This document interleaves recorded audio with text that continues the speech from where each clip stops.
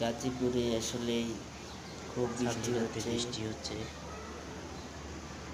শিলাবৃষ্টি, ঝড় মতো বৃষ্টি হচ্ছে, সকাল থেকে শুরু হলো, কাজ করার মতো কোনো তাই নাই।